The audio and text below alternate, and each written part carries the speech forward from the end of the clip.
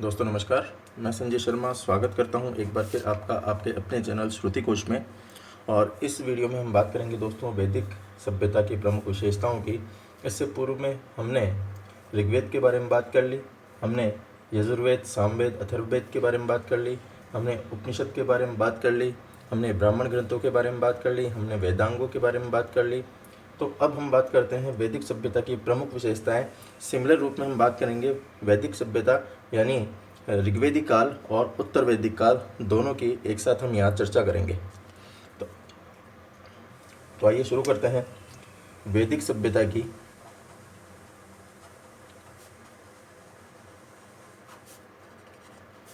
प्रमुख विशेषताएं।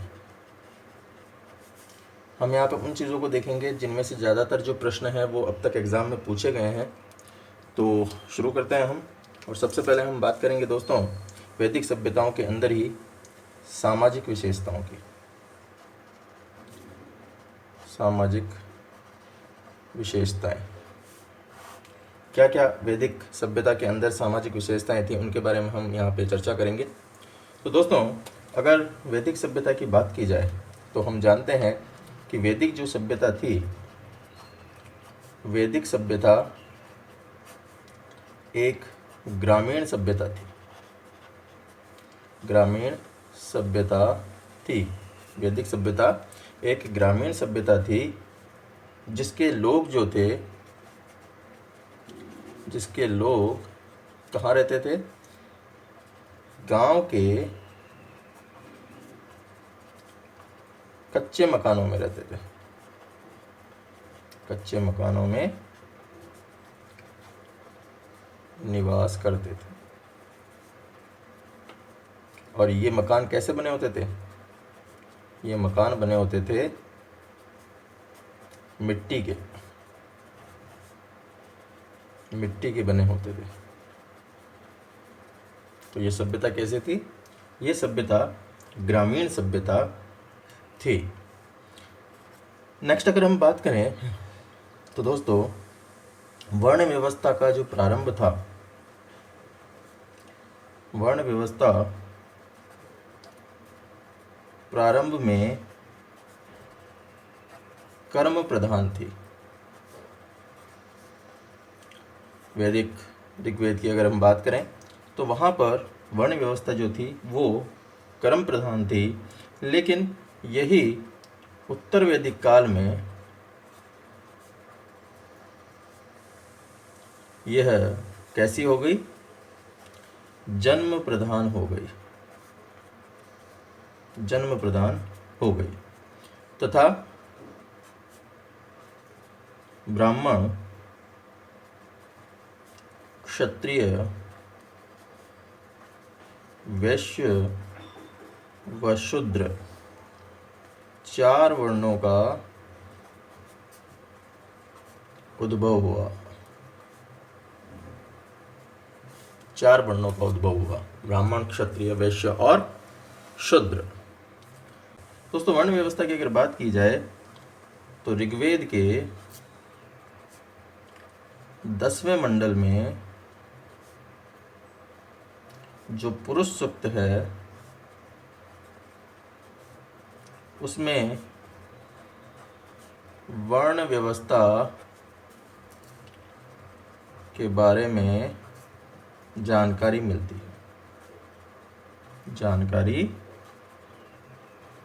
है।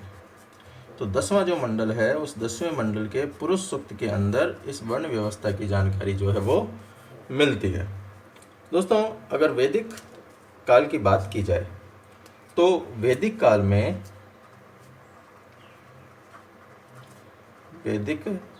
में परिवार कैसे थे? परिवार थे पितृसत्तात्मक परिवारों का प्रचलन था। पितृसत्तात्मक परिवार थे। और यहाँ पर संयुक्त परिवार प्रथा प्रचलित थी। तथा इस परिवार का जो वयोवृद्ध व्यक्ति होता था वो परिवार का क्या होता था? मुखिया होता था। और इस मुखिया को क्या कहा जाता था? जिसे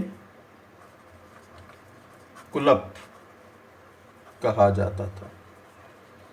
तो परिवार का जो वयोवृद्ध व्यक्ति होता था, उस वयोवृद्ध व्यक्ति को इस परिवार का मुखिया माना जाता था और इसको कहा जाता था कुलप।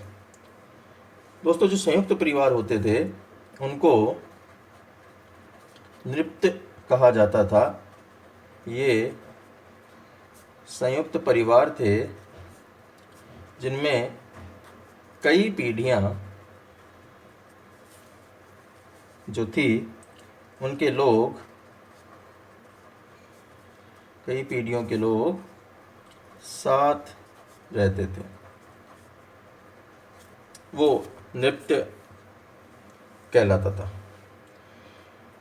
अब यहाँ पे अगर बात की जाए विवाहों की, तो दोस्तों वैदिक काल में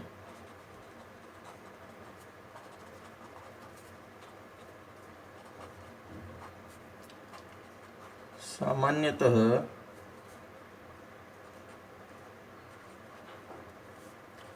8 प्रकार के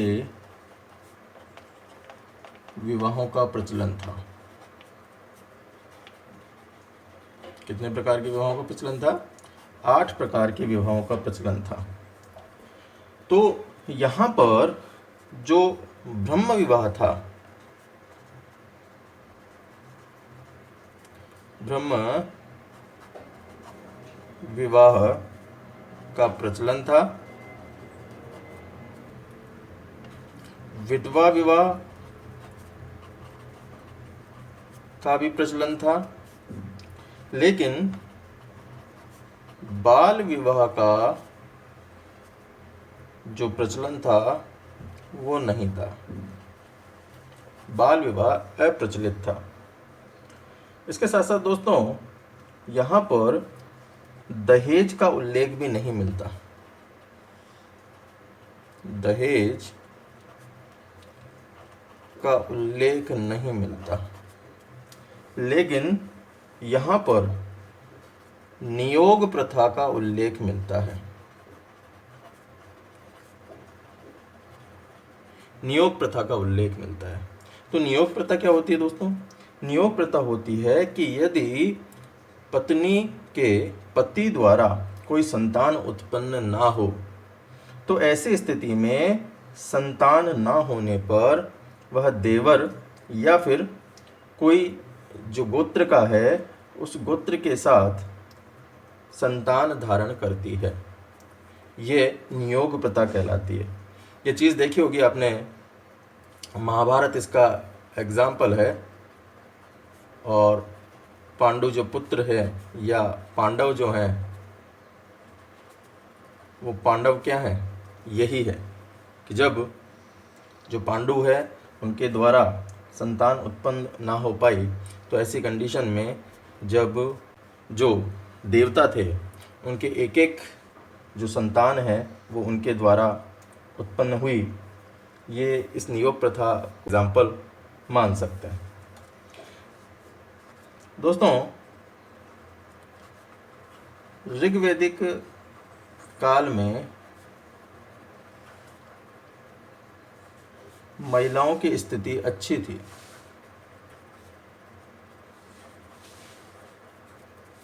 लेकिन वहीं पे अगर उत्तर वैदिक काल की बात की जाए तो उत्तर वैदिक काल में महिलाओं की स्थिति में गिरावट आई। ऋग्वैदिक काल में जो महिलाएं थीं उन्हें शिक्षा का अधिकार जो था वो प्राप्त था। दोस्तों ऋग्वैदिक काल की जो प्रमुख महिलाएं हैं या उत्तर वैदिक काल की जो प्रमुख महिलाएं हैं वो कौन थी? ऋग्वैदिक काल में अपाला, लोपामुद्रा, विश्वतारा, शुचि, घोषा आदि प्रमुख विदुषी महिलाएं थी। वहीं पर उत्तर वैदिक काल में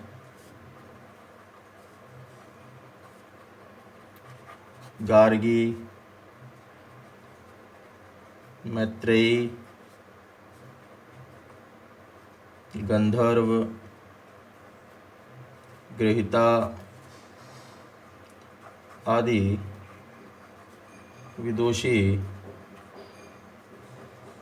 महिलाएं थी। उत्तर वैदिक काल में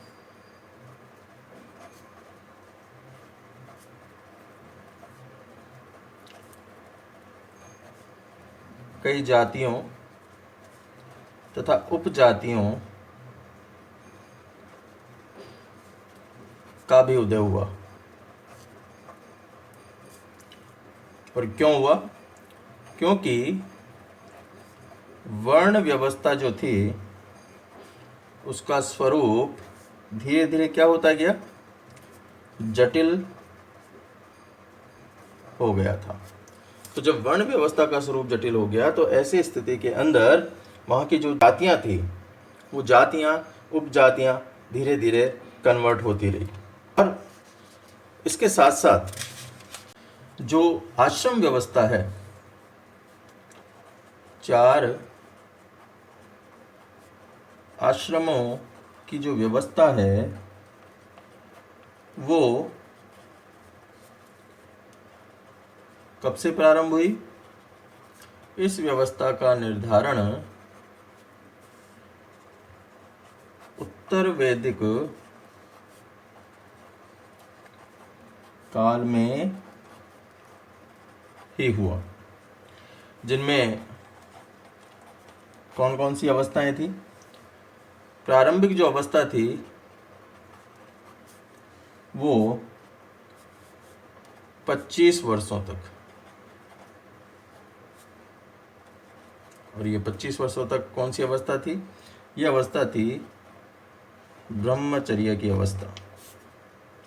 उसके बाद 26 से 50 तक की अवस्था जो थी वो थी गृहस्थ अवस्था।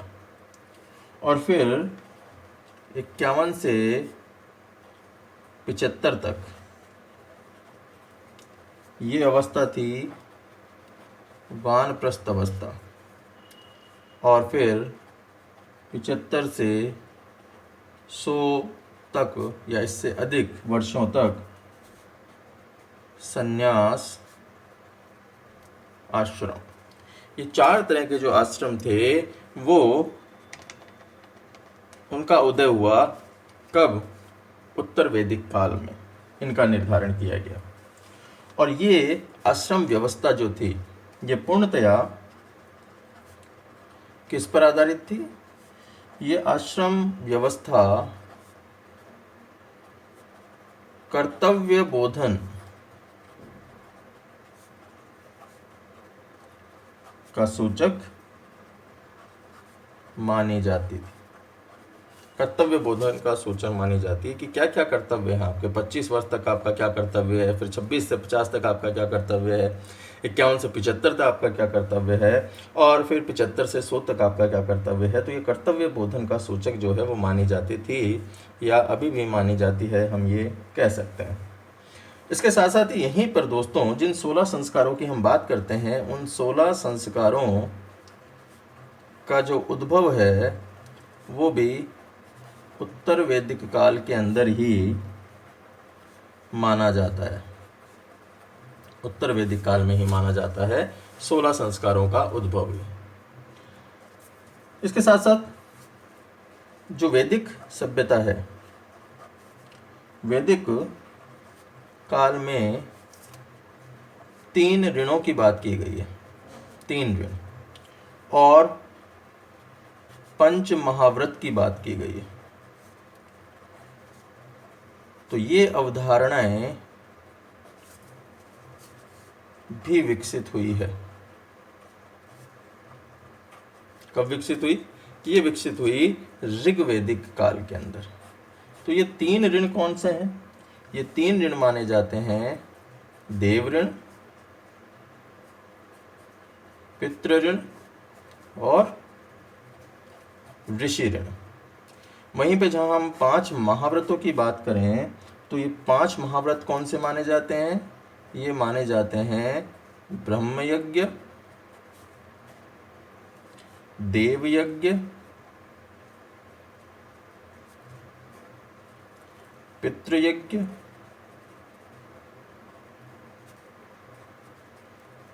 नृयज्ञ। नृ को अतिथि भी कहा जाता है, अतिथि यज्ञ।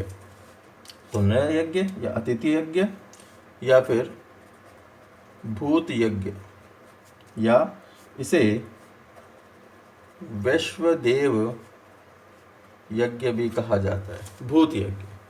तो 3 ऋण थे, देव ऋण, पितृ ऋण, ऋषि ऋण। और पंच महाव्रत ब्रह्म यज्ञ, देव यज्ञ, पितृ यज्ञ, नृयज्ञ या अतिथि यज्ञ और भूत यज्ञ, ये 5 महाव्रत की जो अवधारणा थी वो भी वैदिक काल के अंदर ही उद्भव हुई थी, विकसित हुई थी। दोस्तों, जो वैदिक काल था, वैदिक काल में जो आर्य थे, तो सर्वप्रथम अगर आर्यों के जीवन की बात की जाए तो आर्यों का सामाजिक जीवन कैसा था? बिल्कुल सरल था। लेकिन जैसे जैसे उत्तर वैदिक काल आता गया, उत्तर वैदिक काल में यह क्या होता गया? जटिल होता गया, जटिल हो गया। और उसमें किनकी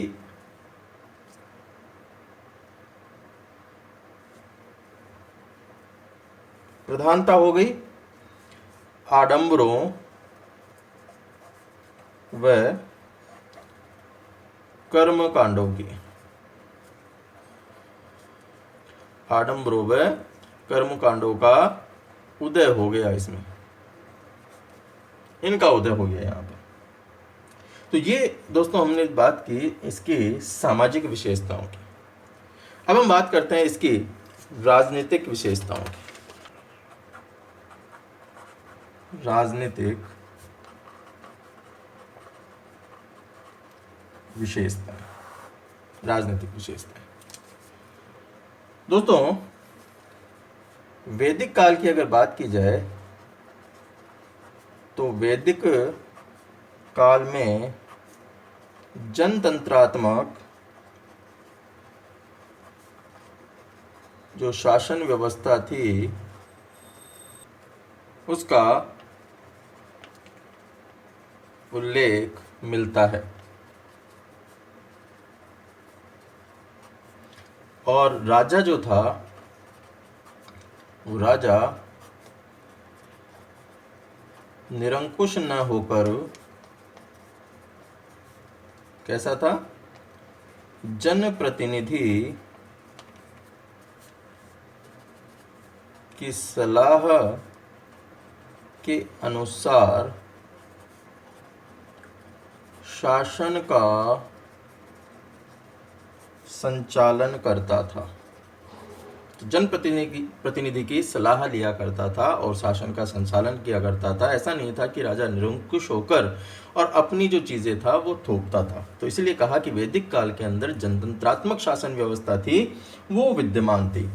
और राजा के द्वारा जब सिंहासन पर बैठा जाता था, सिंहासन रोहण किया जाता था, उस समय राजसूय जो यज्ञ होता था, राजसूय यज्ञ, तो राजसूय यज्ञ किया जाता था। जिसमें प्रमुख रूप से इंद्र व प्रजापति की पूजा की जाती थी। अगर हम बात करें वाजपेय यज्ञ की, तो वाजपेय यज्ञ राजा द्वारा देवीय शक्तियों का आरोहण करने या प्राप्त करने के लिए किया जाता था,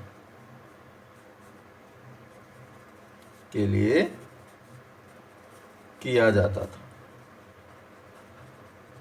इसी के साथ यदि बात की जाए अश्वमेध यज्ञ की, क्योंकि उस समय अश्वमेध यज्ञ का भी प्रचलन था, तो अश्वमेध जो यज्ञ था वो जो राजा की दिग्विजय होती थी, उन दिग्विजय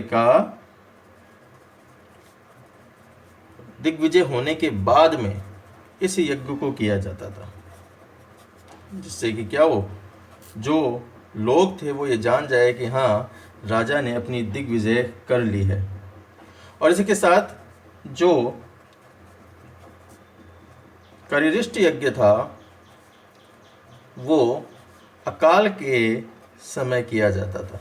जब देश में अकाल पड़ जाए उस समय ये यज्ञ जो था वो किया जाता था। दोस्तों, अगर राजा के बाद की बात करें तो राजा के बाद जो प्रमुख पदाधिकारी होता था वो होता था राजपुरोहित। राजा के बाद राजपुरोहित सबसे बड़ा पदाधिकारी होता था, जो क्या करता था, जो शांति काल में राजा को एक तो धार्मिक सलाह प्रदान करता था और युद्ध काल जब होता था तो युद्ध काल में वो सैनिकों का मनोबल बढ़ाने का काम करता था।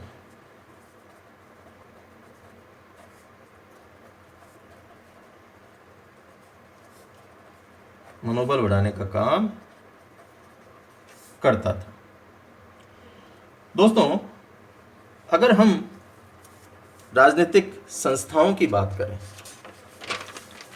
तो कुछ संस्थाएं भी उस समय प्रचलित थी, जिनमें विदत जो थी, ये विदत आर्यों की सबसे प्राचीन संस्था मानी जाती थी। और इसका जो उल्लेख है दोस्तों, इसका उल्लेख और कहाँ मिलता है? इसका उल्लेख ऋग्वेद में मिलता है। ऋग्वेद में इसका उल्लेख मिलता है कि जो सबसे प्राचीन संस्था थी वो विदत थी आर्यों की। इसके साथ साथ यहाँ पर दो तरह की और जो संस्थाएं थी वो विद्यमान थी। एक तो सभा व एक समिति, सभा व समिति। और इन सभा व समिति को राजा की दो पुत्रियां माना जाता था,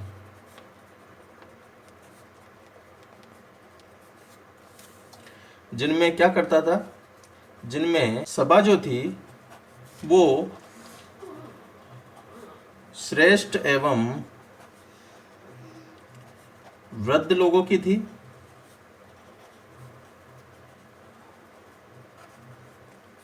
वहीं पर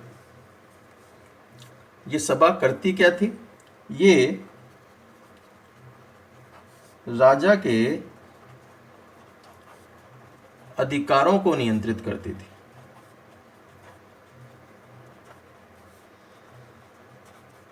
राजा के अधिकार नियंत्रित करती थी, क्योंकि जहाँ पर श्रेष्ठ और वृद्ध लोग आ गए तो वहाँ राजा को सलाह देने का काम करेंगे, वहाँ पर उनके जो अधिकार थे उनके बारे में बताएंगे कि आपके क्या अधिकार हैं। तो इसलिए कहा जाता है कि राजा के अधिकारों का नियंत्रण करने का जो काम थी वो सभा करती थी। और वहीं पे जो समिति थी, ये समिति निर्वाचित जो जनप्रतिनिधि थे, उन निर्वाचित जनप्रतिनिधियों की संस्था होती थी। तो सभा और समिति, ये दो तरह की जो संस्थाएं थी वो विद्यमान थी उस समय। नेक्स्ट अगर बात करें हम, तो दोस्तों इस राजनीतिक व्यवस्था में एक पालागल होता था जो राजा का पथ प्रदर्शक होता था। राजा के पथ प्रदर्शक को पालागल कहा जाता था। वहीं पर राजा की पटरानी महिषी कहलाती थी। और जो वित्त मंत्री होता था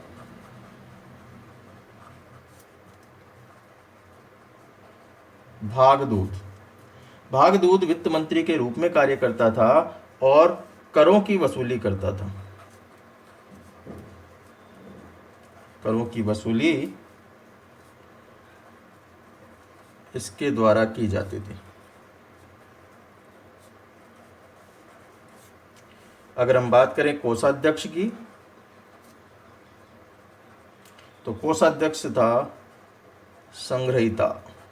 संग्रहिता कोषाध्यक्ष के रूप में काम करता था। और जुआ विभाग का जो प्रमुख होता था, ये अक्षताप कहलाता था। जुआ विभाग का प्रमुख अक्षताप कहलाता था। शासन की सबसे छोटी इकाई, शासन की सबसे छोटी इकाई ग्राम होती थी। और इसका जो प्रमुख था, इसका प्रमुख ग्रामणी होता था। वहीं पर कई गांवों से मिलकर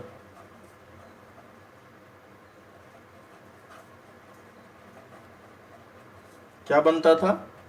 विष बनता था। और विष का प्रधान कौन होता था? विषपति। तो गांवों से मिलकर विष बनता था, विष का प्रधान विषपति होता था। और कई विषों से मिलकर जन बनता था, और जन का जो अधिपति होता था वो कौन? राजा होता था। तो ये इसके कुछ प्रमुख यहाँ पर हमने राजनीतिक रूप से बिंदु हमने देखे। इसके अलावा जो इसके प्रमुख पदाधिकारी थे, राजा के प्रमुख पदाधिकारी, ये किस नाम से जाने जाते थे? ये रत्निम के नाम से जाने जाते थे। रत्निम। तो राजा के प्रमुख पदाधिकारी रत्निम के नाम से जाने जाते थे। और राजा को जो सारथी होता था, राजा का सारथी, ये राजा का सारथी कहलाता था सूत। तो ये कुछ राजनीतिक जो विशेषताएं थी वैदिक काल, उत्तर वैदिक काल की, वो हमने यहाँ पर बात की। तो ये थी दोस्तों वैदिक सभ्यता, इसकी प्रमुख विशेषताओं के बारे में हमने आज चर्चा की। आशा है आपको ये चीज़ें जो है वो समझ में आई होंगी। तो इस वीडियो में इतना ही। धन्यवाद दोस्तों।